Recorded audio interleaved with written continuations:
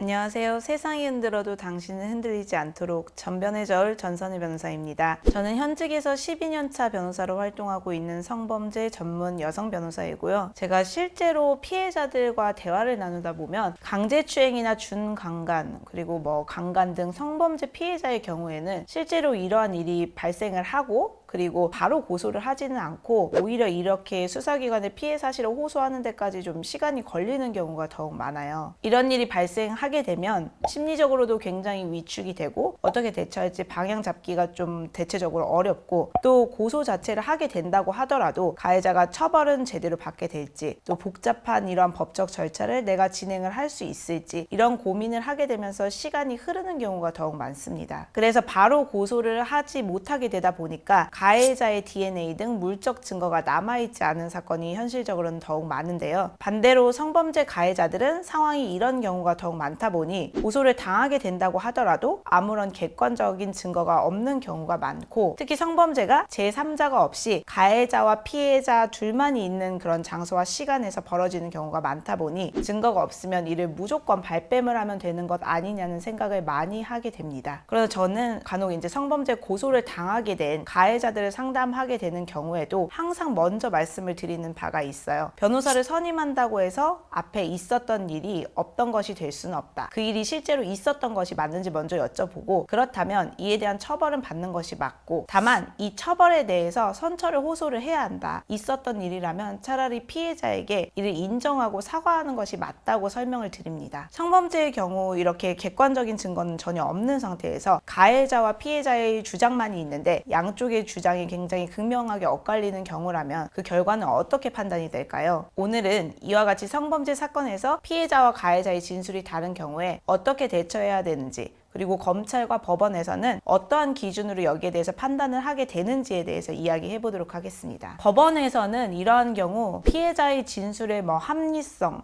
일관성, 그리고 객관적 상당성이라고 하는 조금은 어려운 표현을 사용을 하는데요. 일단 피해자의 입장에서 생각을 해보면 이러한 성범죄를 당한 경우 성범죄 피해 사실을 수사기관에서 진술하는 것부터가 본인의 성적 수치심을 감수하고 이런 피해를 호소를 하는 것입니다. 그러면 객관적인 수사기관의 입장에서는 피해자가 본인의 이런 성적 수치심까지 감수하면서 가해자를 전혀 없었던 일에 대해서 허위로 고소를 하게 될 그런 특별한 동기나 이유가 있는지에 대해서 의문을 갖게 될 수밖에 없고요. 그래서 대부분의 경우에는 수사기관이 무조건 피해자 입장을 듣는 것이 아니라 객관적인 증거가 없다고 하더라도 그 진술 자체가 굉장히 일관적이고 합리적이다라고 하면은 그 피해자의 진술만으로도 범죄가 인정되게 됩니다. 이와 같이 허위 고소를 할 특별한 동기가 없다면 피해자가 성적 수치심을 감내하면서까지 가해자를 공경에 일부러 빠뜨릴 사유가 없다고 보는 것이 조금 더 일반적인 그런 생각입니다. 따라서 가해자의 경우에는 그 일에 대해서 객관적인 증거가 없다고 하더라도 무조건 발뺌하는 것이 아니라 이런 일이 진짜 있었다면 빠르게 인정하고 피해자에게 또 사과하고 변호사와 상의하여 초기에 합의를 하여 수사기관이나 법원에 선처를 요청하는 것이 오히려 현명한 방법이에요. 간혹 가해자가 초기에는 이런 증거가 없어서 거짓말을 해서 성범죄 사실 자체를 발뺌을 하다가 향후에 여러 가지 객관적인 그런 증거나 정황적인 증거로 범죄가 인정되는 경우에는 최악으로는 사전 구속영장이 신청되어 구속 상태에서 수사와 재판을 받을 수도 있고 또 뒤늦게 인정을 하고 그때부터 합의를 하려고 하더라도 이러한 경우에는 오히려 피해자와 합의를 하거나 대화를 하는 것 자체가 상황이 굉장히 더욱 어려워지는 경우도 있어요. 검사나 수사기관의 입장에서 생각을 해보면 이에 대해서 인정하고 합의하고 사과를 했다면 오히려 약식 기소를 해서 간단히 처리를 할 수 있는 사건을 가해자가 뻔히 거짓말을 해서 발뺌을 해서 부공판을 회부돼서 실제로 형사재판으로 무겁게 진행을 하게 되는 경우도 있습니다. 오늘은 증거가 전혀 없는 경우에 성범죄를 가해자 입장에서 무조건 발뺌하면 되느냐에 대해서 알아보았는데요. 오히려 있었던 일에 대해서는 차라리 인정을 하고 이에 대해서 반성을 하는 것이 가해자로서도 최악의 상황을 모면할 수 있으니 전문 변호사와 상의하여 결정하시는 것이 좋을 수 있습니다. 궁금하신 점이 있으면